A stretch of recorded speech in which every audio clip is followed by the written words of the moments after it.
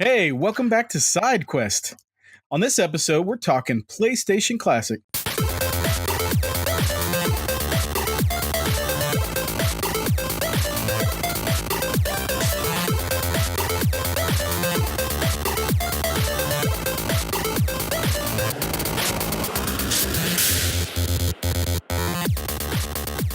I brought back my buddy JJ to discuss the PS1 Classic. How you doing, JJ? Wonderful. I'm excited to talk about this stuff. I'm excited to talk about it, but I don't know. I'm still a little on the fence about how great I think the choices are for this thing. So we'll get into it. This is kind of a conflicting topic for me as well, just simply because the PlayStation 1 is probably my favorite console of all time. It's the one that really kind of got me back into gaming. I started out with an NES and had that for many years, and I skipped the 16-bit generation altogether. So to go in and play games like Wild Arms and Final Fantasy VII and Resident Evil, games like that, I mean, those games are what really brought me back to gaming and brought me back to the love of video games. Yeah. And that's all because of the PlayStation 1. So I have a very big nostalgia bug for that system. So the hearing about this new PlayStation 1 Classic is super exciting to me. But the list of games finally got announced, and it's an odd choice of games, to say the least. So how do you feel about this list, first of all? Well, actually, before we get into that, the list, should we tell them what the list is first, or just go through them game by game? Well, it might be better just to go game by game. Okay. That way we can kind of do a little commentary on each one, and if we think about it. I would say, as far as my history of the PlayStation, though, like and I think I've told you this before, I'm a Super Nintendo guy. That was like, I mean, it started with regular NES, but as far as the years I spent with the most was probably Super Nintendo. Right. And I actually wasn't even going to, I think actually it was with you that I was talking to last time about how I had every intention of first going Nintendo 64. Then when I tried the controller, I was like, screw this, it sucks. I'm going Sega Saturn. And I ended up going PlayStation after all that because I played Twisted Metal 2. Great game. That's a weird that's not on here. But yeah, I once I did get it, and I am really glad I made that decision because, man, the amount of RPGs that came out on that system, especially JRPGs, like, wow. So the system is known for the JRPGs. I mean, that is what I was so happy about having that system. You know, my buddy had an N64. I in no way felt like he had the superior system. Right. I mean, he has some great multiplayer games, and I enjoy going over there and playing them. But man, when all is said and done, and I want to sit at home and play a good JRPG, I was glad that I had the PlayStation for that. So yeah, it's sure. The one thing that I find super weird about that, because most people know it for that, know it for having primarily some of the greatest JRPGs ever made. There is a severe lack of JRPGs on this list. And I know that they're trying to cater to everyone, but I really don't think they really do that well. So I guess let's just jump straight into this. The Japanese version got some good RPGs. We could talk about that as well. They did. Yeah, I'm a little bit jealous, but yeah. So the first game on the list here is Battle Arena Toshinden. Do you have any experience with this one? I do not. I will say right off the bat, like I think I counted, and there were maybe like 8 games total that I actually had like history with. I know the names of like probably all, but like maybe one I hadn't heard of. I don't think I'd ever heard of Intelligent Cube before. But everything else I had heard of at least, and knew a little bit about, but as far as playing, very, very few. Okay. What's your experience with it at all then? I mean, do you remember it when it came out? Or I believe that one was a launch title for the PlayStation. Yeah, it's a fighting game, right? Mm-hmm. Yeah, it is. I think just like beyond like seeing videos and like, isn't it like samurais and that kind of stuff? It's a lot like Tekken, I would say. Oh, okay. Wow. It's like and I don't remember if Tekken even was out when Battle Arena Toshinden came out. I could be wrong, but I think it might be the first. Interesting. So yeah, it was kind of playing in that vein of Virtual Fighter, Mhm. and the great thing about that game, my first experience with it was with a demo disc that I got with my console on launch. That demo disc had Battle Arena Toshinden, Jumping Flash, Extreme Games, and I think that was it. The rest were videos. So those three demos got a lot of playtime from me because I didn't get any actual games until a little bit later on. So Battle Arena Toshinden, though, on that demo disc, I think there was like 3 characters that you could play as, and I just remember playing that with my brother a lot. We had a great time with it. They had this old man kind of drunken master fight dude, and Okay. they had a woman with a staff, I believe, and I think there was one other guy in the demo, but we exhausted it, man. So And I it don't did. think I They did have weapons and stuff. yes, they did, Okay, and that I was kind of thought the I unique remembered thing that. about it. Yeah, and it was fully 3D. I'm go back and play it now. I have the game, and I actually went and recently bought it just to kind of relive that, and it's a little bit rough. I mean, it's like it looks better than Virtual Fighter, but not as good as Tekken, if that Yeah. makes sense. Okay. This kind of rides the middle line there. But yes, I mean, I remember the sounds and the graphics for me at the time were amazing, and it was probably one of the first experiences I had with a 3D fighting game, and I really enjoyed it for that. So, second on this list is Cool Borders 2. What's your nothing? I mean, it's snowboarding, obviously. I know that, but I Yeah. not really no history or anything with that one. That's another one. I know the name for sure because I heard it all over the place back then, but I no history with it at all. So, were you into any of the extreme sporting games at all? Not until PS2. PS2 came Okay. around, and Dave Mirra BMX. Oh my god, I Yeah. played the crap out of that game. I absolutely love it. Still to this day, I still love it. So you never got into the Tony Hawk or anything? I didn't actually. No, I mean, I've played them and I've played them at other people's houses, but it was never my thing. I like the BMX, the biking and stuff. I don't know. It's just always kind of been my thing. So I just really enjoyed the hell out of the Dave Mirra game. Yeah. Well, I find this. And then obviously This Wave is a good Race decision. on Nintendo 64. Yeah, that was a great one too. But I do find this to be kind of a crucial decision. I agree with this. I mean, that era was all about extreme games, and I remember as a kid, I was obsessed with it. I would watch it on TV.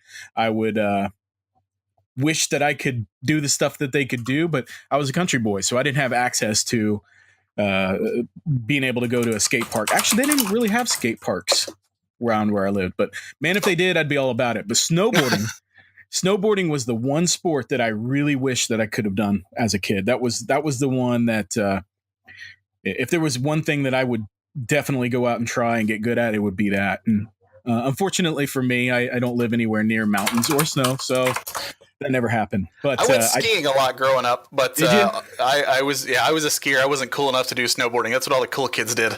I I was definitely not on that list. I remember snowboarding was really popular back when we were in junior high school. Yeah, it was a big thing, and it was replicated in the gaming market. I mean, we had Tony Hawk, we had a game called Skate, we had the ESPN Extreme Games, which the one I had on my demo disc. I loved that game. I really kind of wish that one was on instead of Cool Borders 2. I did play Skate or Die 2 on NES when I was a kid. I used to love that game too. Skate or Die was fun. I remember that one. I didn't have a whole lot of experience, but I do remember enjoying it. But Cool Borders 2 was, I believe I rented that game, or maybe I played a demo disc of it and then rented it. I don't remember, but I do remember thoroughly enjoying it. It was a and popular playing game. it quite a bit. Yeah, it was at the time, and I don't remember if Cool Borders 3 is the better one of the two or not. Couldn't tell you. But I do think that Cool Borders 2 is a good decision to put on this list. It kind of caters to everybody and for the time. Yep. Number 3 is going to be Destruction Derby. Never played that one? No, Oh nope. man. Okay, so this is another one it's a launch title. When I first got my PlayStation 1, the my parents they didn't buy us any games. They rented us like a handful of games. That way, if we did like any of those that we rented, we could go buy them. Because the new system, usually with the launch of a new system, you'll have some sort of known brand that's a guaranteed it's going to be a good game, like Right. a Mario or something.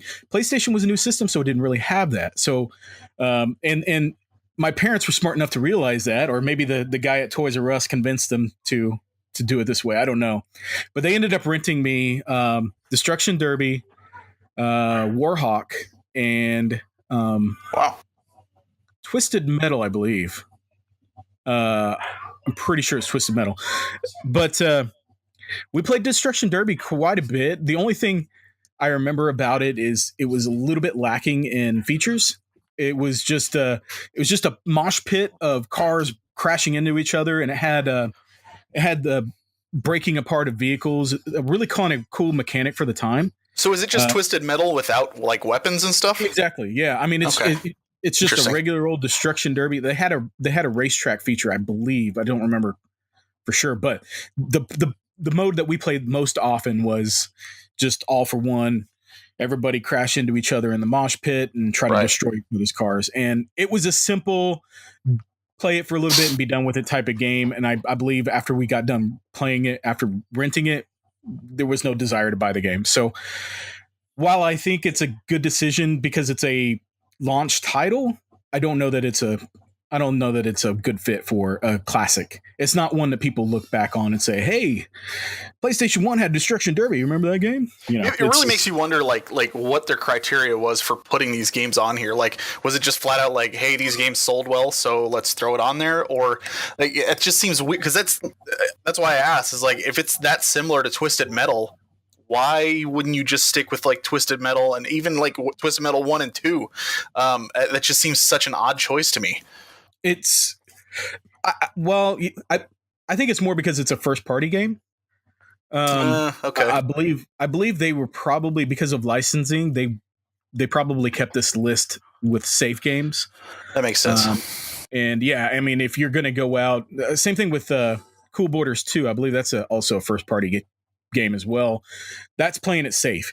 You can't really license the Tony Hawk games because of all the music and the skaters and everything. I was just thinking that. I bet that's a big reason too, because like Twisted Metal 3 had a lot of they had like Rammstein and stuff that they used for it. Oh yeah, I believe you're right. Yeah, there's a lot of licensing issues with those old games, which is really unfortunate. I mean, there's still ways to play them, but it's just, it would be cool to have it on there.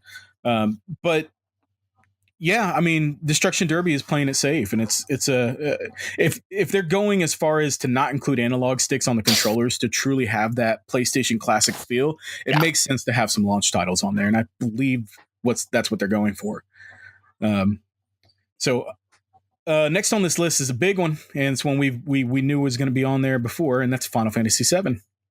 What is this one? I don't know this one. You never heard of Final Fantasy VII? I actually have like a 25-minute video coming out in the next couple of weeks about my history with this. I thought it was going to be like 5 to 10, and I just ended up being like, oh my gosh, there's so much that I want to talk about with this game. And it's not even the game itself. It's about like my experience trying to get the game and all the times that I got to play it before I actually got it. Just because I'm such a... Right. But I'm a big Final Fantasy guy, obviously, so... Give us a little bit of spoiler. Oh yeah. How did you acquire it? I finally got it for Christmas. Okay. Yeah. But not from Santa. So I was very disappointed. There's a whole story that goes along with it, but I was very disappointed, and then it kind of turned around later on in the day. Yeah. I believe you told me this story off when we were in Retro. I may have. It's a good story. I'll leave it at that. You guys have to tune into JJ's channel. This is a no-brainer, especially for the US. This game just like completely shattered all expectations of what gaming could do in general. It brought so many people to the RPG market, and I me included. Of course, man, it's so iconic and so great, and even people who don't like RPGs and didn't like RPGs at the time were like, "God, play Final Fantasy VII." Like, you saw those TV commercials and everything. It was like, "Oh my gosh, dude!" So, no brainer. It's been released 1,000 times over, but still, man, it's such a great game. It was such a game changer at the time. Like you said, it introduced a ton of people to JRPGs. Like me, I had never played one. Actually, the first one I ever played, I believe I told the story already, was Wild Arms. And the only reason I played Wild Arms was because the hype buildup for Final Fantasy VII was so strong. Every magazine that you got at the time was talking about Final Fantasy VII. And the graphics, when you look at those screenshots in the magazines, like nothing even came close to matching that.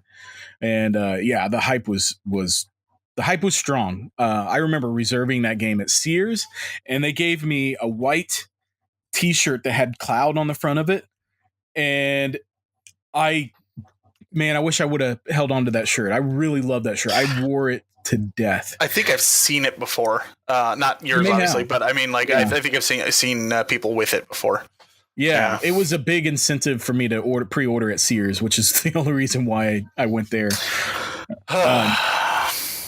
But the best part about that, well, I mean, Final Fantasy VII, I think, like, if you're going to talk PS1, there's only going to be a handful of games that almost everybody is going to say, and I bet you the number one game that anybody would say is Final Fantasy VII. So it only makes sense to include that game on there. 100%. Yep. So, next one up, Grand Theft Auto. You have experience with that one? A little bit, yeah. I never owned it myself, but I mean, you know what? I don't think this was a necessary choice to put on there, but I like that it's there. Because Grand Theft Auto is so huge now, and me being somebody who loves retro gaming and everything, I really love, like, I tend to want to start series that I haven't played before from the beginning. It's like why I won't be playing Dragon Quest 11 for a while, because I'm playing it from the start. I love seeing that evolution.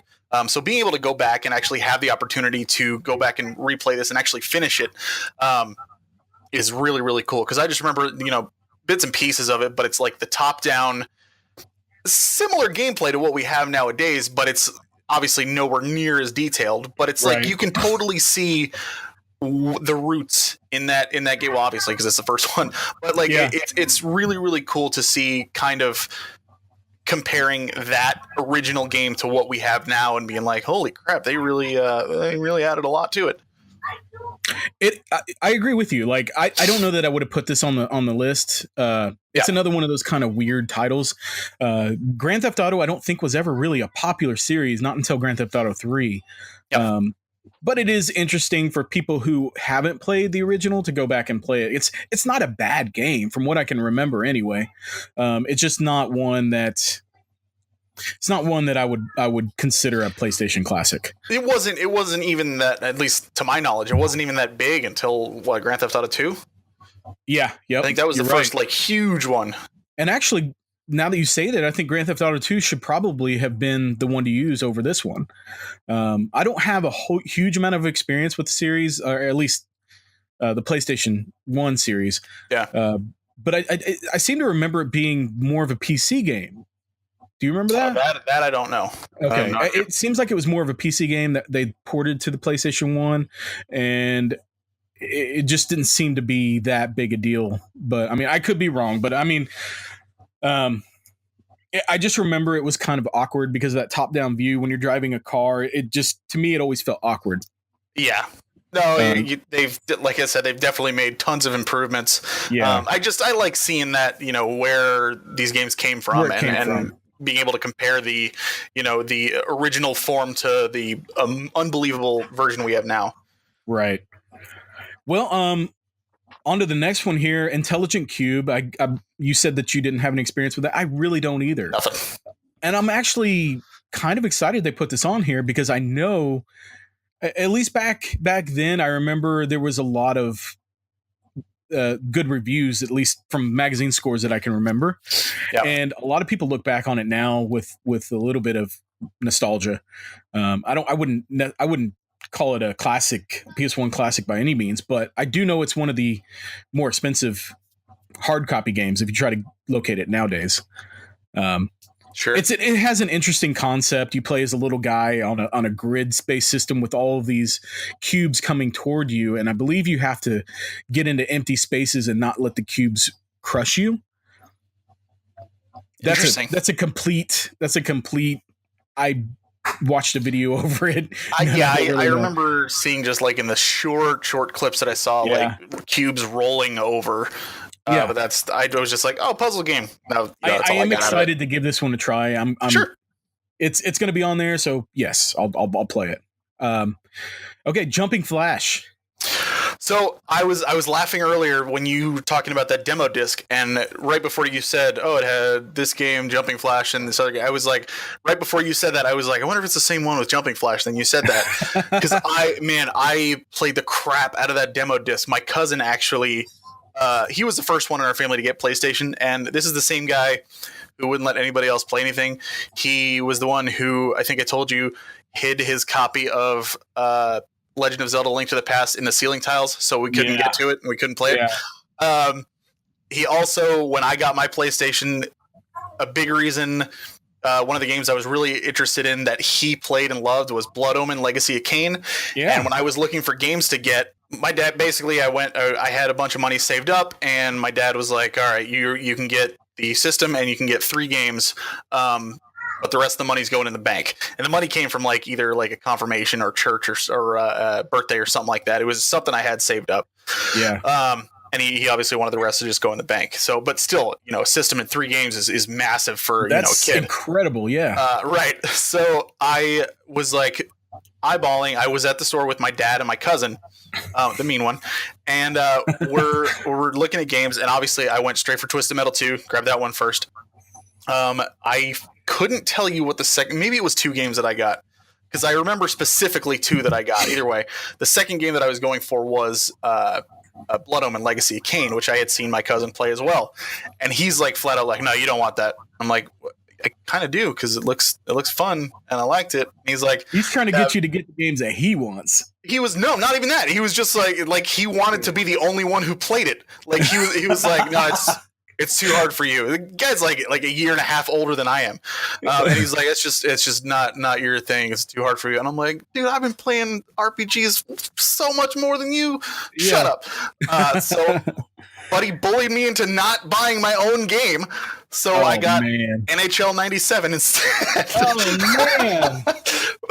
man. Which, that sucks. Given how much love I have for NHL 95 on Sega Genesis, I was totally okay with that, because I love hockey games, and I still buy one every 5-6 years or something. But I always crack up when I think about that. But anyways, he had the demo disc for the PS1 that had Jumping Flash on it, and that was like, for a while, that was all we played. He sort of let us play a little bit. Like, he would let us play until we got to a point where he couldn't get past, and if we passed it, he'd grab the controller back and then keep going. Oh man! That's just how. And he's still kind of a douchebag to this day, to be honest with you. But it's like it was just like, I loved Jumping Flash so much, and I remember that demo, and I remember thinking it was so cool. Just literally, you're just jumping, trying to get to farther and higher places on this like vertical, weird looking map, and I just remember having a lot of fun with it, and I've wanted to get it for years, but the price is just, I've never seen it for a price that I really want to pay. Plus, I think it's I've never seen it in one of the little cases. It's in one of the big, huge old PlayStation cases, isn't it? I do believe they have it on both. I think my copy is on in one of the small cases. Oh, okay.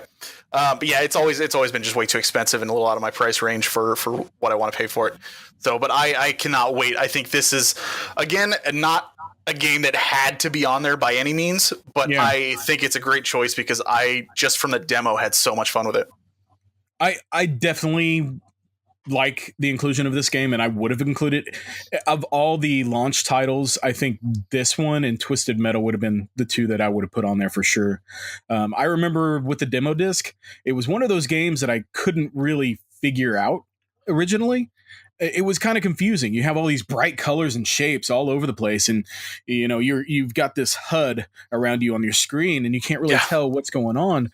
And there's really no context to the video or the demo to let you know what's going on.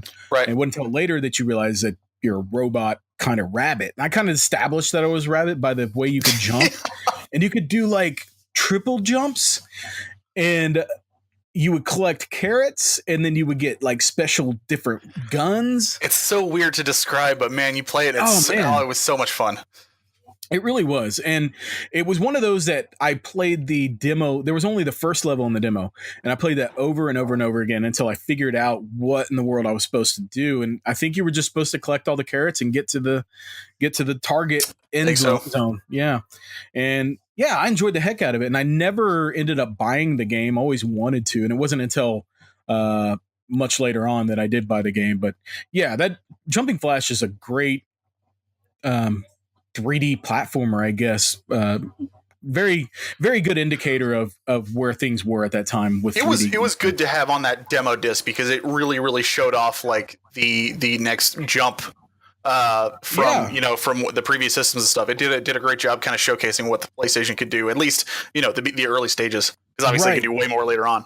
Because this is pre Mario 64 and all of that stuff. This is like one of the original 3D games that people could have access to at home. So yeah definitely. Okay, the next game is a no-brainer. I would be shocked if they didn't put this on here, and that's Metal Gear Solid. I have I don't think I've played the first one, actually. I've seen it played 1,000 times over. Oh, man. I have played the second one and beaten it, which I loved. And I've played the fifth one. Is that the latest one? Yes. Or the last one, I guess I should say. That is the other one that I played. Both of games I absolutely loved. I do plan on playing this at some point. I'm probably going to do it on PS3 with the Metal Gear Solid collection, because then I can get trophies for it. So there you go. Well, I remember this is another one of those games that was on a demo. It was I believe it was a magazine demo disc that I got. And I remember being so blown away. Like, this was after Final Fantasy VII, after Resident Evil. This was a game that it's like, this is the next step in storytelling and 3D exploration and immersion. And I was all for it. So I remember asking for that one for Christmas, and my uncle ended up getting it for my brothers and I. And man, I had so much fun with that game. It was such a mature game, and the themes were mature. The characters, there was a lot of blood and killing. They had a ninja character who was just brutal with murdering people, and it was kind of scary. They introduced like the bosses. The bosses in that game were phenomenal. I mean, some of the most memorable bosses of any game I've ever played. And I just remember, like, it's a stealth game, and you're collecting guns and stuff. But I just remember like always wanting to push forward to see what was happening next with the storyline. The story was so gripping, and that's not surprising now, knowing like how far the Metal Gear Solid series has come, and Hideo Kojima and how much he is known for his storytelling. It's an amazing game. It's one that I'm so glad that I played. And actually, Metal Gear Solid 2, there's a lot of benefit to playing the first one before you play the second one, just because of the big twist kind of in the beginning of the game when you I know what you're talking about.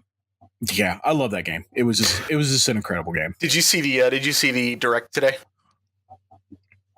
I did, yeah. Did you catch the at the very end with the when the lights going around and it's like making all the characters disappear and stuff? Did you catch the box just on the ground? No, I didn't see that. So the lights are hitting everybody and stuff like that, and each character one by one is disappearing and stuff. And at one point, instead of showing Snake as a character, it just shows a box on the ground, and the box gets hit by light. That's pretty good. That's such an iconic thing for the first game. You would hide in that box, and the guards would have no idea you were even there. It was goofy, but it worked. Yeah, absolutely. Okay, Mr. Driller is our next game here. I'm with you. I know of it. I've played it before, but it was not a game that I played on the PlayStation 1. I played it on the Xbox 360, I believe. Like a arcade version of it. it's a game where it's a puzzle game, but you're a guy who's destroying blocks with a drill going downward, and you have to pick up like fuel for your drill, and Yeah. if you run out of fuel, then gets game over or something like that. It's a cute little puzzle game. It's fine, but The people that like, because I've watched a couple of videos on people looking at this stuff. The people that like that game swear by it though. So it's not a bad game. It's just not. It's not something to put on this list. It's such an odd decision to me. It's really. I mean, they have some puzzle games on here. I don't think. I really think they could have done without Mr. Driller. It's not one. Yep. Puzzle Fighter, which we'll get to later, is absolutely one that I would leave on this list. It was one of my favorite games on the system. I have not played it, but I'm excited to try it because it looks really, really neat. Well, we can just jump straight into that. We'll skip to it. Puzzle Fighter it's basically Street Fighter characters duking it out in the center of a screen to a game of Bejeweled. Yeah. Is essentially what it is. And I just remember renting that game, and I loved the little characters, the little chibi characters that they'd done with the Street Fighter characters. That to me was a huge selling point to me because Sure. I love the art style, and they all had you get to see their special moves and everything done in a cutesy sort of way. Sure. And the Bejeweled thing was fun, and every time that you cleared a stack of jewels, your character would do an ultimate attack to the other character, the character in the middle of the screen. And so it added a layer. It's like a fighting game, puzzle game mixture. And I enjoyed the heck out of it. And I tried to play it with my brother, but he couldn't get good at it. So I would just play against the computer. I would destroy him or anybody else who tried to play with me. So yeah, I'm excited to try that one out. They also made a fighting game using those same little chibi characters. Pocket Fighter. Do you remember that one? I know the name. I don't think I've ever played it though, personally. That's a really cool game. It was also on the PS1. It's not a great fighting game by any means, but it's just really, really goofy. Like all your favorite Street Fighter characters have all these insane. They can change. They can morph into different animals or something, beasts and stuff. It's just weird. Cool. Another one of those kind of weird Japanese games. Okay, so next we got Oddworld, Abe's Odyssey. Yes, this should be on here. So I agree with you that yes, it should be on here. I have never played this game, and that is because I remember, and this is my own fault, and I totally own up to that. But I remember seeing commercials for it, and I remember reading about it in GamePro, and like people going nuts for it. Yeah, for sure. I looked at it though, and I thought it looked stupid, and I did not like the art style. I didn't like the way it looked. I thought the characters looked dumb. I was like, I can't. There's no way I'm ever going to play this game. It looks so dumb, so stupid, and I'm kind of kicking myself because I do want to try it, and I'll obviously get to if I get this thing. But like I just did not. I was not attracted to the way it looked back then, so I totally skipped it. So I thought that the art style was unique. What do you know about art? Come on. It was a darker themed game, and it had these really goofy looking characters, and it always fascinated me that his mouth was kind of sewn shut. And I never even noticed that. Yeah, it's kind of a big aspect of the way the game is played. I just remember the alfalfa hair on the back of his head. Well, this game is essentially just you going around. It's a puzzle game. It's primarily a puzzle game. And that actually, if anything, that was the one thing I was disappointed with because I just wanted kind of a traditional 2D platformer, and it wasn't that. It was That's what I always assumed it was.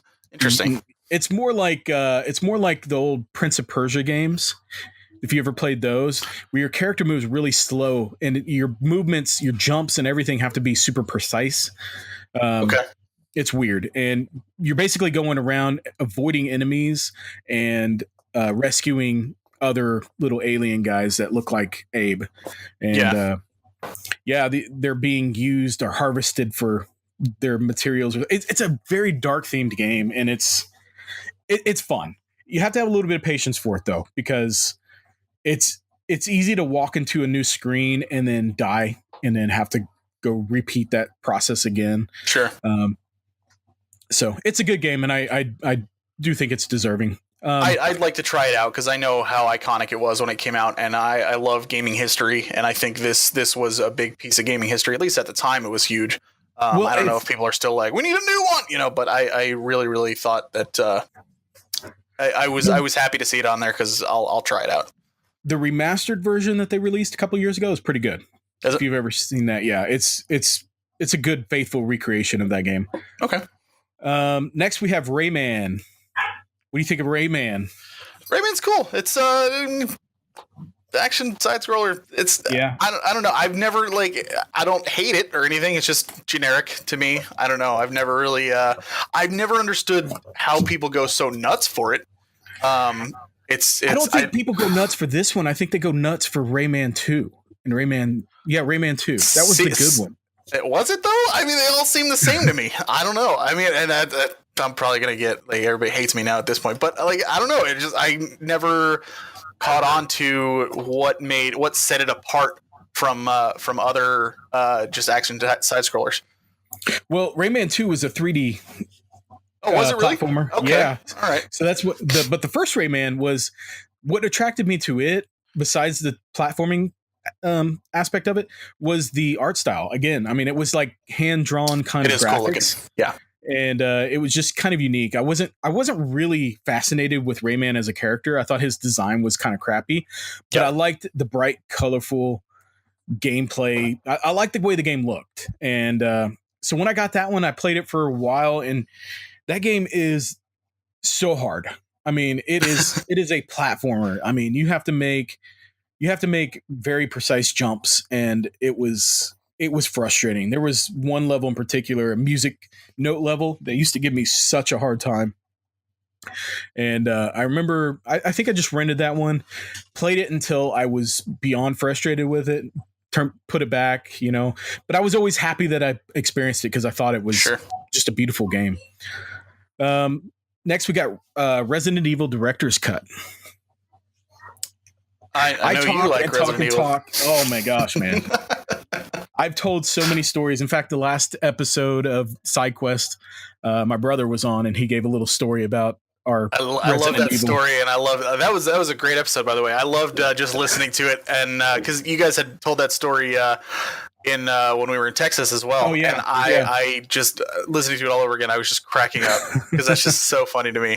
It's hilarious. It's a unique experience with that game, and it's one of the reasons why that is in my top 5 games of all time. It's a wonderful game. Although Director's Cut is not. Oh, really? Yeah, Director's Cut. I don't think I ever played Director's Cut. It's just the original Resident Evil. It just, I mean, it's just added stuff to it, right?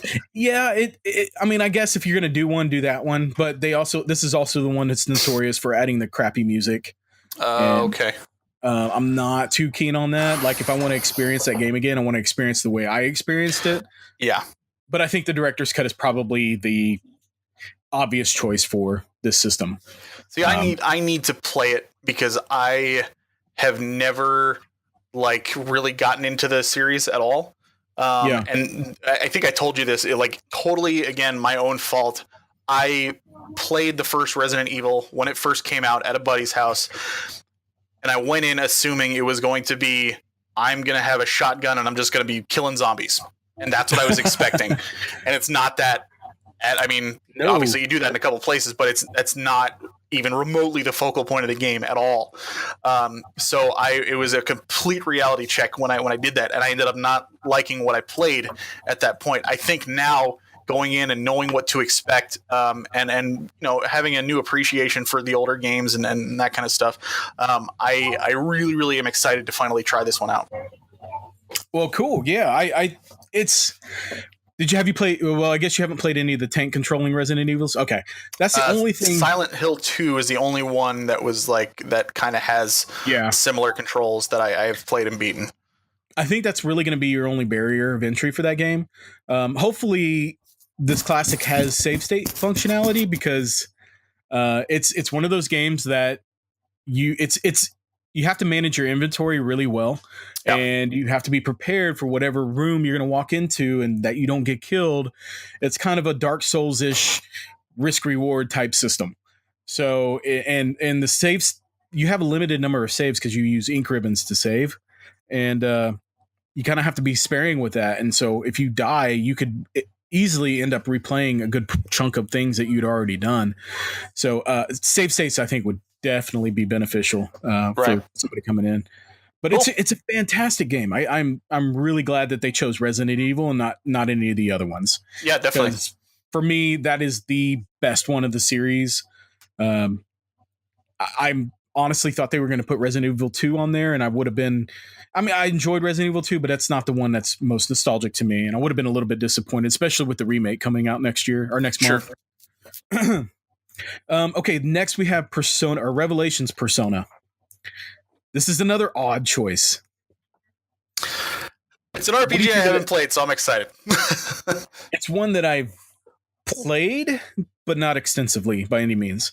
Yeah. And I only played it recently because of Persona 3 and 4. I really enjoyed those games. So I went back to try this one out. And did you play 5? I have played 5. I haven't beat it yet. Okay. I need to go back to it. Oh, it's so good. It is. From what I played, I think I'm on the second person that you have to. Oh, you got a ways to go. Yeah. Yeah, there's a lot. Oh, wait. It's the artist. Is that the second person? I think so. Yeah. Okay. Yeah. Yep. Yeah, you got a ways to go. Yeah, those games are notoriously super long.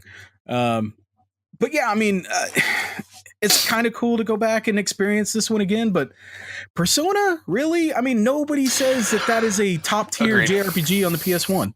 Yep, I agree. I think they're trying to capitalize on how Persona 5 came out and it was such a huge success and everybody loved it. And even Persona 4 and starting with 3, I guess. 5 especially, though, everybody is in love with completely. Yeah. I think they are like, oh, there's Persona hype now, so we need to make sure we get this on there. That's the only reasoning I can come up with, because this absolutely is an odd choice. I'm okay with it. Like I said, I haven't played it, but yeah, it was just like, really? Oh, all right. So they're just counting on it being a system seller at this point, I guess. Yeah. It's a bad choice. And a lot of people say that this is not necessarily a great game in the series. So I've heard that about the first one and the second one. Yeah, and I'm not too anxious to play it. I might go ahead and try it again, but I'm not really tied to it by any means. Next we got Ridge Racer Type 4. I don't have any experience with Ridge Racer. I know it's a racing game, obviously, but I would have personally preferred Gran Turismo because I had a lot of experience with that. I did not. Gran Turismo is one of those games that I tried and I couldn't figure out how to freaking operate the damn car, so I just gave up on it. It was too complicated for me. I liked arcade racers. I think it's a nostalgia thing for me because I had, especially Gran Turismo 3 when it came out on PS2. I would spend for 5 or 6 weeks straight. I would go over to Mark, one of the guys from my old podcast. His brother and I, because we were friends before Mark and I were friends.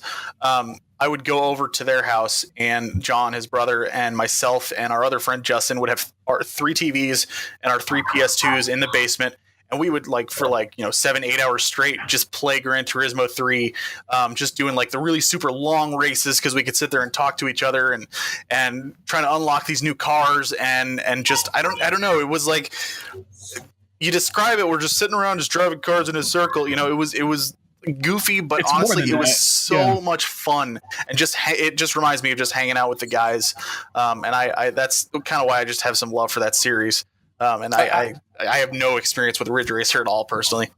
I can definitely get with that. I mean, I'm a fan of racing games. It's kind of like a secret passion of mine, I love the Forza games. Not a secret anymore. I just told everybody. Forza Horizon 4, I've been playing that lately, and oh my gosh, I'm in love with that game. It's I didn't get it because I didn't think there was anybody that was going to play it with me. Oh man. Well, I don't own the game. I have the Xbox Pass. Okay. So right. I have it for as long as I have the pass, but that will be one that I end up buying. I've sunk quite a few hours into it at this point. I loved 3. I loved Horizon 3. It was amazing. I'm getting a little bit off topic here, but I got to tell you this. When on Forza Horizon 4, they've got this auction house, and you can go in and buy and sell cars. Okay. And I am addicted to it. It's like eBay within Forza, and it's You're like you're so paying like incredibly real addicting. money, or just No, like you're just okay. It's in-game currency, so I'm not losing any money, and I'm like kind of living out my eBay fantasies with this imaginary money. I love it. You're buying cars, so Dude, feels like you're doing something expensive. So I kind of build up this wish list of cars that I want, and then I'll go in there and buy it. Or try to get the best deal on it. Or you can find cars and try to get a good deal on it and then flip it to get more money to buy the cars that you do want. Dude, it's like eBay Simulator with fake money. I love it. Is it with other people? Or is it like, so you're actually bidding against real people? Yeah. Yeah. Interesting. It's cool. It's really cool. They also like Amy and I were driving she's dropping me off to work the other day, and I saw this car. I can't remember what it was, a Corvette. But I can't remember what kind of Corvette. And I was like, oh, that is a beautiful car. I'm going to go buy that in Forza. She just started laughing. It's like, I could live out my sports car fantasy with Forza and be perfectly fine with that. Oh, dang. Yeah, Horizon's so great. Anyways, Ridge Racer.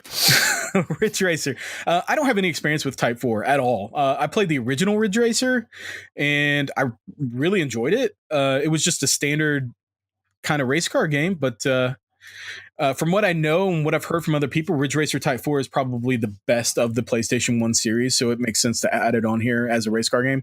Right. It is kind of confusing why they didn't put Gran Turismo, but the only thing I can think of about Gran Turismo is all the different brands and licensing, another licensing problem. Yeah. Yep. Next we have Siphon Filter.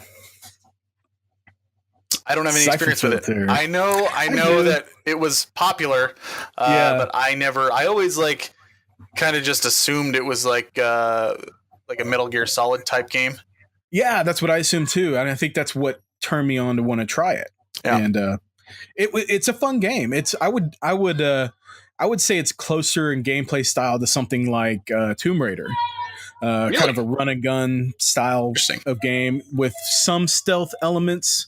So there is some kind of Metal Gear Solid stuff in there, but not so much. I just remember primarily, running and gunning, and I remember the character. I remember his voice, Gabe Logan. His voice was so odd to me. Like it was like a fake, deep, raspy voice, and it just seemed very overdone. And the game was weird to me because I always felt like it was like a second-rate or a B level tier Tomb Raider or Metal Gear Solid game, know. It always just felt that way to me. But it was a fun game. I enjoyed it. I played through it. I rented it and played through the whole game. And I don't think I played into the other two. I maybe the second one, but I don't think I played the third one at all. But yeah, I don't see anything wrong with that one. That one was pretty popular on the PlayStation 1 when it came out, so it's fun. Yeah. Next we have Tekken 3. What's your thoughts on Tekken 3? Of all the Tekkens, is that the one to put on there? You know what? I'll be honest with you. Like I have played Tekken 1, 2, and 3.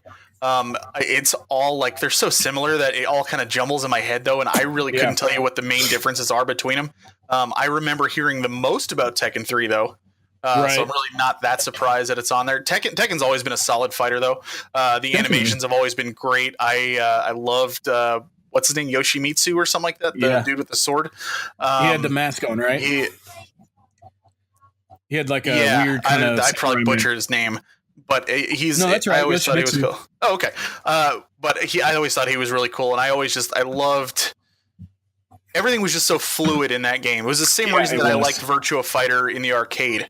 It felt the same exact way. Like when somebody would do like a spin kick or something, you saw the whole body turn around, and it like there was no clipping or anything like that. It just looked so smooth, and that's how Tekken always felt. It was very, very fluid. Everybody was so agile, and it just seemed very, very. I don't even know what the word is. Like realistic, but from a martial arts standpoint, I don't know. When you compare it to something like Street Fighter or Mortal Kombat, what we were used to.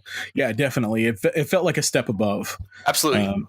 It was a great game. I mean, Tekken 3, I don't have a lot of experience with Tekken 3, but I do with Tekken 2. Tekken 2 was the one that I played a lot. That was a great game for me. And Yeah, that was another one when my brothers and I would just play it to death. I rented it a couple times. I never owned it, but Yeah, Tekken is a great series, and this is a good choice. You had to have Tekken on there. absolutely Any of the games in the series would have worked. Tekken is synonymous with PlayStation, I think, at least back then. Next, we have very odd choice, and I will never understand this, but we've got Tom Clancy's Rainbow Six. What's up with that? Yeah, to be honest, I never played it on PlayStation. I played it on PC. I thought it was neat, but I never even like when I think Tom Clancy's Rainbow Six, I don't think PS1. No. It's just an odd choice. Yeah. I played the first. Actually, I don't know that I ever played the PlayStation version. I played it on the Dreamcast. That was my first experience with Rainbow Six, and I remember liking it. It was a fun game. I mean, it was you're controlling your squad of 6 dudes, and it's kind of a stealthy type of game. But yeah, I always thought of it as more of a PC game back then, and I remember enjoying the game, but it was never one that after I got done playing it, after I rented it, I'd never had a desire to go back and play it again. So it just seems very odd to throw this on here. When you talk to anybody about their favorite PlayStation games, nobody is going to say Rainbow Six. No, I would put money on it that nobody would say Rainbow Six. It just seems just weird. There's so many other different shooters that they could have chosen, like Medal of Honor would have been a great one. What else? Like, I'm drawing a blank, but I mean, they had some good early shooter style games that would have been great. Medal of Honor would have been great on there. Yeah. Medal of Honor was definitely associated with PlayStation back then. I mean, I wouldn't say it's like you have to have it on this collection, but I think it would belong there way before Rainbow Six. Yeah, absolutely. Yeah, it's an odd choice. I don't think I am. It's not one that I'm going to play on the PlayStation Classic. It's just I have no desire to play that. It seems like it would feel super clunky and not very intuitive. And I seem to remember that's what my problem was with the game back then. Twisted Metal. We've talked about Twisted Metal just earlier, but of the Twisted Metal PS1 games, is this the one you would have chosen? No? Two? Hands down. So I'm conflicted because I think I had a ton of fun with both games, but I really feel the most nostalgia for the first game. That one was, I loved the real life character actors that they got to play the characters in the game. Yeah. It had a level. I thought, okay, I know exactly why. Besides the fact that I played it with my brothers and my friend all the time, we beat that game several times. We had to beat it through with all the different characters. Besides all that, I genuinely had. Huh? I never did that. Oh man, I did. I beat it multiple times. I had to make sure that I got to see every character's ending. And but the thing is that really drew me to it was the atmosphere. It was genuinely a scary game to me, and it was Calypso. It was what's his name? Sweet Tooth. Spectre. He was the one I always use. He's the ghost car. The little Mr. Grimm. Roadkill. Yeah, Roadkill, Outlaw. Yep. Was Axel in the first one? I don't think so. Thumper. Yep. Axel was number 2. Yeah, I mean, it had a very dark theme that I loved, and it just Calypso to me was a very like kind of scary character, even though they don't really. Has nothing really to do with the game other than he's the one who puts on Twisted Metal. Yeah, and. It's just the way that everybody was in this tournament because they wanted to win something that was super important to them, and he would always flip it on them to make it something that they don't want at all. Yeah. And he's just be careful what you wish for kind of thing. Yes. And I loved that aspect of the game. Besides the gameplay, I mean, I thought the storyline and the lore behind it was super fascinating. Did the first one have like destructible environments and stuff? Yes. But very, very, very light. Because the second one was big on that. That's right. You're actually, I might be wrong. I think that was the big selling point on the second game was the blowing up the Statue of Liberty, blowing up the Eiffel Tower, and then actually going into it and then climbing on the rooftops. Oh man, I There forgot were a all couple about other ones that. too. The ice place where the walls keep closing in, or not the walls, the edges keep dropping away. Like Yeah, the changing environments in the maps was just so great in that game, and the lineup of characters was fantastic too. that's interesting. I'm glad you bring that up because I really did forget about that. I think in the first game, the most you could do, I think you could blow open doors and stuff and go into buildings, but that's about it. Like I remember the rooftop stage, the last stage in the game, Yeah. you could blow open a door and go into a part of a roof, and but that was the extent of it. And I remember they would have like cardboard cutouts of people, and you could blow them up, and it would just have this little splurt of blood whenever you shot them, and they would die. And it was just so weird, and it was fun, and it was creepy, and I loved everything about it. That was one of my favorite games for a long time. I'm glad they have a Twisted Metal on here. I would have personally put 2. Well, I'm okay with either game. So Sure. Yeah. I think for nostalgia purposes, I'm glad with the first game. Last up, we have Wild Arms, and I've told my story of Wild Arms plenty of times. I'll give the brief summary. Well, I guess I kind of already did when we talked about Final Fantasy VII. I bought that game to play it because of Final Fantasy VII, and it was my first introduction to JRPGs. Not a bad way to start. Oh my gosh, man. I loved it. I fell in love with that game. Like the characters, the way it starts off is you pick a character and you play through their kind of prologue, and then you get to Aldehyde, I think, and then you switch to another character, and then you get to see their prologue story, and then they meet up or go to Aldehyde, and you stop that when you go to the third character. Same thing. Yep. And so you get to really kind of attached to these characters right off the bat on a personal basis, and not just you're going through the storyline with one character and then you'll meet somebody else and you kind of get a glimpse into their storyline and they join you. It felt more personal, and it felt like all 3 of these characters are my characters, you know. They're not like a secondary character. I associate with all 3 of them. I think everybody had that same moment too, where you get done with the 3 scenarios and you do the whole scene in Adelheid where the demons come and they blow the place up and everything. You do that sequence, and you've already been playing for, depending on how you play these games, like between 6 and 10 hours. Definitely. And all of a sudden the title screen pops on. You're like, what? I just started? Like, oh my God. And then the adventure begins. So it's so good.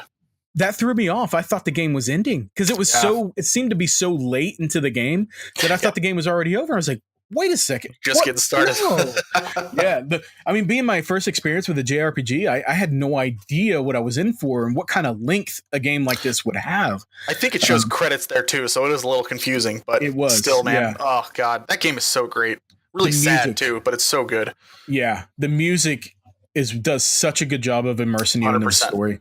That opening cinematic, I will never forget it, and it will always be probably my top. It would be my favorite opening cinematic of all time. Absolutely. Definitely up there. Yeah, it's definitely up there for me, for sure. Yeah, I can still remember the tune of the game. I still remember the anime that was playing in the background, introducing you to all the characters, and it played every single time that you started up a new game, and it was just loaded a game. And it was one of those games where I would sit through the entire cinematic every time and then start playing it. It just got me into that mood, got me ready to go back and play with these characters again. Definitely. Yeah, that's a great game. And if you haven't played it and you're into RPGs at all, play that one through. I mean, it was a launch title. It was not a launch title. It was soon after, though. Oh, I was going to say, because I remember it being on the box for the PlayStation. Oh, was it? Yeah, there's a screenshot of it on the back of the PlayStation, the original PlayStation box. So I always just assumed it was a launch title. No, it wasn't a launch title. It came out about 6 months before Final Fantasy VII did. Oh, okay. Because that's when maybe not even that long. It may have been like 3 or 4 months, but I remember picking it up not long before Final Fantasy VII came out. And it's fantastic. I love it. Interesting. So that's the list. Great game, though. Let's talk about the games that are on the Japanese version that we're not getting. Sure. Which doesn't make sense to me. Agreed. I don't have that list up. I do. Okay, go ahead. Let me know. Let me know the differences. Yeah, we can So they don't have. I'm just going to rattle off the ones they don't have that we got. They won't have Cool Borders 2, Destruction Derby, Grand Theft Auto, Oddworld, Rayman, Siphon Filter, Rainbow Six, and Twisted Metal. They won't have any of those games. Which makes sense. Those are all Western games, Western developed games. Right. They will have 4 RPGs that we don't have, though, which blows my freaking mind, especially on one of them. So Arc the Lad 1 and 2, both of those games are going to be on there. So those are great games, and I have the collection, and I do too. I only started playing it recently, and I really, really like it. It's just a tactical RPG, but it's a simple tactical RPG, and it's fun. It's a good game. I don't know. I would have liked to have it on ours, but I don't know that it's necessarily a PS1 classic. No. Armored Core. Armored Core. Yes, I love Armored Core. I think I played Armored Core. There were like 3 of them, weren't there? There was a bunch of them. Oh man, I don't know how many games I think I are played in that 3 series. or like 2 or 3. Yeah, I remember playing Armored Core. That's another one I rented. I thought the mech aspect of it was kind of a cool idea, and it actually was a fun game. I enjoyed it. I did too. G Darius, which I don't know much about. I believe isn't that it's a shooter, isn't it? It's a shoot 'em up. Yeah. Yeah. I don't remember if it's side scrolling shoot 'em up or up and down shoot 'em up. I don't know. I definitely know the name, but I have no experience with it myself. Yeah, I don't either. That one seems like it would have been a good one to throw on this, just to have a shooter, you know? Yeah, we don't have any shooters. That is surprising. No, we don't. Huh. Gradius Gaiden. That's another shooter. Yeah. Why don't we get? We got Rainbow Six. Yeah. And Mr. Driller. Right. Parasite Eve is the one that I'm super surprised that we did not get that they're getting. This makes no sense. That should have been instead of Persona. Should have been Parasite Eve. Absolutely. That covers both the RPG and the kind of survival horror genres. And, you know, that one game takes place in New York City. Yeah, exactly. It takes place in New York City. It was a very popular game when it came out. Everybody was talking about it. So good. Why in the world did they not? Why would they put it on the Japanese version but not ours? It doesn't make any sense. I never finished it. I didn't finish it either, but I got very far, and I'm trying to remember where I left off. Like you're fighting a helicopter or something, I want to say, on a rooftop. I think that's one of the last bosses because I got to the last, maybe the second to last boss where you're fighting Eve or whoever she is on the rooftop. So I was really bad at inventory management, and so I kept running out of ammo, and I just kind of screwed myself. That area right before that boss fight is hard. I mean, the enemies that you have to fight there are pretty tough. So I want to play it again for sure. It's fun. Oh man, I didn't get that far on it when I played it originally. It wasn't until probably a year or two ago. Actually, no, it was like last year. My wife was been in and out of the hospital for different reasons, and so I would bring my my Vita with me, and I had Parasite Eve on it, and I would play Parasite Eve, and I got to the point where I almost beat it sitting in the hospital, and then we went home, and I never went back to it since, and I really wish I would. I just remember having a hard time with the area right before that boss fight. I was trying to grind there and collect items and stuff, and it was just I would have gotten there eventually. It's just not happening fast enough. Yeah. No, I get it. That is definitely a game where you need to grind in. It's you got to level Eve up, or no, Ava. Yeah. She's a cool character too. I always liked her as well. She was a badass. Yep. Yeah, she was cool. That first, like one of the first scenes with the rat mutating. Oh my gosh, that was dude. Disgusting the first time I saw that. Like, oh my god, it's a video game. No, what happened to Mario? You know, I was just like, oh, this is not. This game's awesome. I'm gonna keep playing. It's really great. Of all the games that I played on and back then on the PS1, that one sticks out in my mind as being one of the most gory, at least with those cutscenes. Absolutely. Like the game opens with people bursting into flames. Yeah. It was pretty creepy. It's a great game. In Highly fact, recommend it. If of all those games that they got that we didn't get, that one should have been one that, you know, give or take Agreed. any one of the ones that, you know, they didn't get of ours. And and one of the shooters should have been on ours. I agree. I couldn't tell you which one because I don't have I couldn't either. experience with either one. To be honest, yeah. Saga Frontier is another one that's on there. Oh, I forgot about that one. Yeah. Which is actually, I think it's kind of cheating because that's like 7 games in one, which isn't fair. But I mean, each game is kind of the same. Do you have a lot of experience with Saga Frontier at all? I rented it when it first came out. Yeah. I played maybe a few hours of it and stopped. The only reason I can remember why I didn't like it was I felt like it was difficult, and I also felt like it was super boring. But it's understandable. I don't know. Yeah, it's all, the entire game is all side stuff for the most part, and that is, it's okay. But when you're doing 7, like the big draw is that you've got 7 characters, each with their own storyline. The problem is, since the game is mostly side quests, you're doing the same exact side quests for each one of those 7 characters. So you're just repeating over and over again. And while, yeah, so like some of the stories are really, really heavy and super long and everything. Like Red has a really long story that'll take you several hours to do. Then you've got Loot, who is literally like you could go to the end boss right off the bat and you're done. So it's weird. Kind of like they pad it out with that side stuff, but you're doing the same side stuff for each character, which is kind of odd. I always thought it was neat that at the very end, you could, if you beat it with all 7 characters, then all of your characters are together on an airship and you can use them together in the same party and whatnot, which I always thought was neat. I never actually got to do that because I never could get that far. I beat a few of the characters, but I enjoy it, but it's definitely, I don't think it's gonna win any of those kind of awards where people have to play it necessarily. I still think it would have been better than Rainbow Six, though. Yeah, I agree. Hearing that you say that you play the same quest over and over again, though, that may be a contributing factor to why I didn't like it. It's possible. I remember loving the art style, though. It had a hand-drawn kind of art style about it. That was really cool. Yeah. Oh, yeah.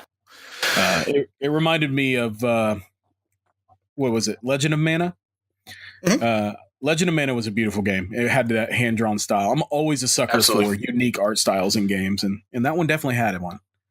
Yep, agreed. And then the last one is Xi? XI is what it is. I don't even know what it is. I've never heard of it. Huh.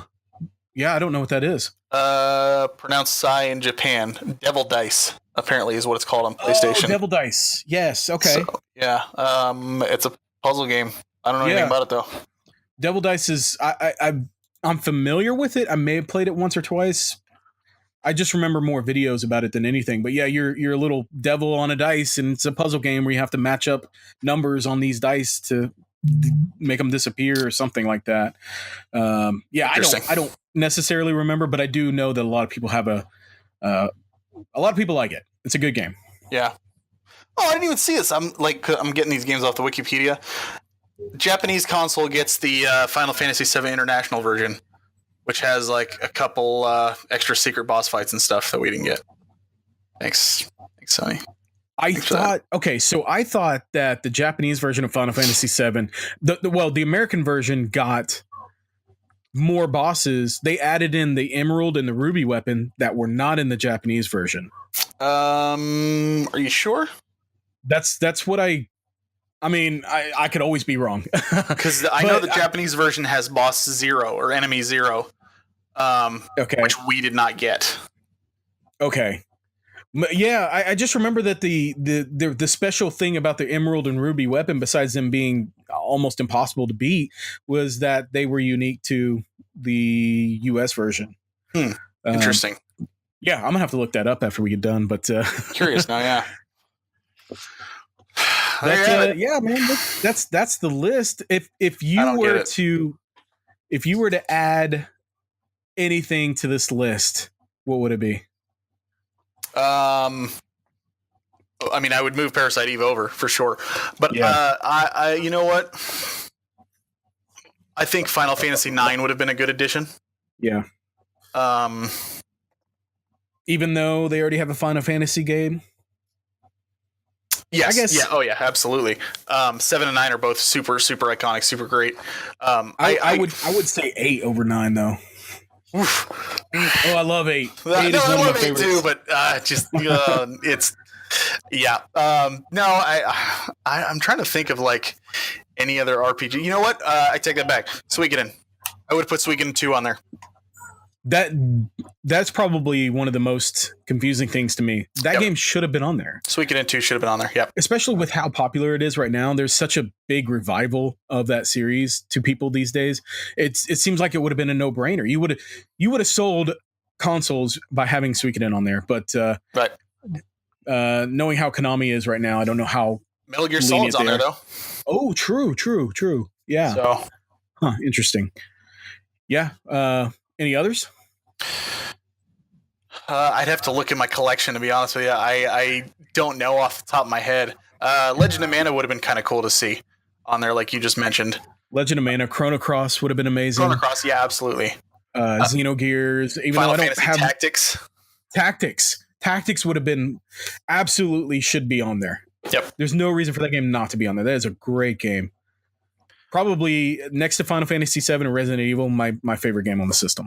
I'm actually because I've got a couple of ideas that I think would improve upon the classics that we have. I'm going to be doing a video. I'm recording a bunch of videos this Saturday, but okay. I'm going to be putting out one, like just me rambling like I normally do. But I've got a couple of ideas that I think could potentially make the classics idea a little bit more appealing to people. And honestly, like it's kind of pointless anyways, because even though, yes, they're releasing 20 games or whatever, people figure out how to mod them and then they add a bajillion games anyways. And good Lord, there's so many games for PlayStation. As soon as they figure out how to mod this and you get a bigger hard drive in there, you're gonna have so many games on that thing. It's ridiculous. Here's what I'm hoping for. I'm hoping that they have, like, I know it's not going to have expandable memory, but I'm hoping that people are going to open this thing up and find that, yeah, it actually does have like an SD card or something in there, micro SD, and that way we can take our own SD cards, pop them in there. Because I mean, it has to. Well, the size of the memory on there has to be fairly large. Final Fantasy VII is I want to say it's about 1.4 gigs, which is pretty hefty size for a PS1 for the game. original version, though. Yeah. When I have the digital version on the PlayStation 3, and I want to say it's about that big. It's about a 1 gig. I can see it. Yeah, gig and a half. Yeah, and it was 4-disc game. So another Metal Gear Solid, that's a 2-disc game, I believe. Yeah, I mean it's these games are pretty hefty in size, so I'm assuming that the memory in that thing is big enough. And I'm also hoping that they know that the community is going to want to add more games to it. So I'm hoping that they thought ahead and were like supportive of that. That could be a good selling point. I really hope so, given the list that they have. Yeah, exactly. Like there's so many games I want to throw in there, you know. I really hope this thing is moddable. That's the thing about the PlayStation, and I can't get. That's why I can't get too upset about the. Well, it's pointless for me to get upset because I'm not going to change anything. But it's like that's the reason I'm not like too like, oh, I can't believe it, you know, because the PlayStation it meant so much to so many different people in regards to the kind of games they played. It was not a JRPG system. It was not a racing system. It was not a fighting system. It was literally like a smorgasbord of everything. There was something for everybody on that system. So you know, as much as I don't agree with a lot of these games, it is damn hard to just lower the PlayStation down to 20 games to put into one collection that's going to please everybody. No, I agree. And I think I'm not upset with this list. I just am puzzled by a few choices is all. Exactly. And, like, because even though, it'd be hard to knock it down to 20, it's like you're still looking at some where it's like, well, I wouldn't have even thought of that one. Like, what? Why? Yeah. Like a few episodes ago, I did a list of games that I wanted to be on it, and I don't believe any of those made this final list, which is really weird. Oh, Metal Gear Solid. Metal Gear Solid would be the only one. That's super strange to me. But yeah, I mean, if I were to add anything else on there, those RPGs that we mentioned for sure. Yep. Parasite Eve, definitely. They should have put critical depth on there. Yeah. Did you ever play that? Amazing. No. Oh man, it's so much fun. Like totally underrated. Yeah, I'm not saying they should have put it on there, but I'm saying it's a really, really fun game. It's Twisted Metal with submarines, and it's just so much fun. Oh, dude, if you ever get the chance to try it out, seriously, it's an absolute blast. Okay, interesting. Yeah. Tomb Raider. Why the hell is Tomb Raider not on here? Yeah, absolutely. It's very nostalgic to me. People have said it before, but Symphony of the Night, where's that? That was a big time game. Yep. Gosh, what else? I could do without the Crash Bandicoot games and the Spyro games. I don't care about any of those. But even though a ton of people love them. Right. Yeah, I don't know. I'm not too terribly upset. I would. No, I mean it's fine. I'm hoping for mod it. Yeah, I'm hoping for a good mod, and then I'm gonna throw on there what I want on there, and I'll be happy. An RPG machine. If not, the PlayStation is pretty easily emulated. So, yeah. If you're a part of the emulation scene at all, those games you can play those games on your PC pretty easily. But yeah, that's the list, man. I'm excited. I'm still. Do you have your pre-order down?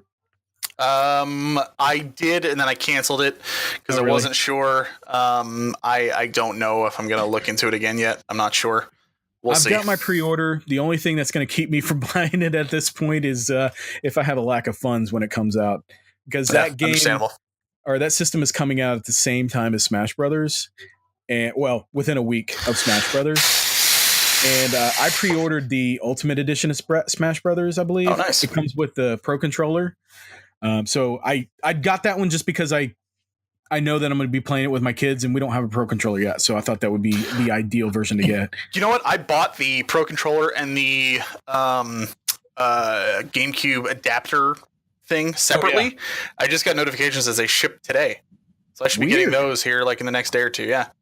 Well, I have heard that they're selling the Smash Brothers Switch already, and it comes with a download code. You just can't download the game until it comes out, but you can get the themed system now. So I'm excited, and I'm glad they brought back an adventure mode too. So that is cool. That was we had a direct today, and it's kind of off topic, but they announced the final 2 characters, I guess. How do you feel about those 2? Ken, I think we were expecting. And then Ken he's basically an Echo Fighter of Ryu. Right. And that's why as soon as they were like, oh, we're going to have Echo Fighters for everybody. Here's Ryu. And we're all like, okay, who else is going to be his Echo Fighter other than Ken? And then the other, I don't even remember the dude's name, the Pokemon guy. I don't know. Incineroar. Sure. That guy. I was hoping for Gino from Mario RPG. I was honestly expecting Crash Bandicoot. Oh, really? Because they just brought that collection to Switch. So I was thinking they were going to use that and push him on there. But no such luck. I mean, it still could happen. They have 5 DLC characters coming on top of Piranha Plant. What the heck? That was weird. Yeah. I could see that being a favorite character, though. He seemed like a pretty robust character type. It seems like they pretty much got together with the guys at Sony who made this 20 game collection. They were like, you're really good at picking out stuff that people like. Who should we put in there? And they're like, Piranha Plant. Yeah, that's a big one. Totally. All right. Well, and they did away with trophies. I love the trophies. That's kind of sad to me. Yeah, what, spirits or something? I don't know. The spirit thing I did not understand at all. I didn't either. We'll see when we play it, because I'm definitely going to play it. Yeah, I'll be picking that one up for sure. But man, I'm excited.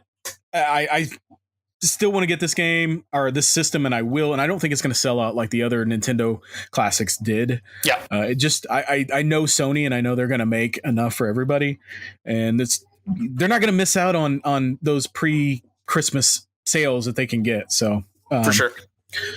Yeah. Whether I get it on launch or not, I'm definitely going to get it. I'm going to be excited about it. So. That is the PlayStation, my favorite console. JJ, thanks for joining me on this side quest. Anytime I have an excuse to talk about PlayStation with somebody, I'm going to take it.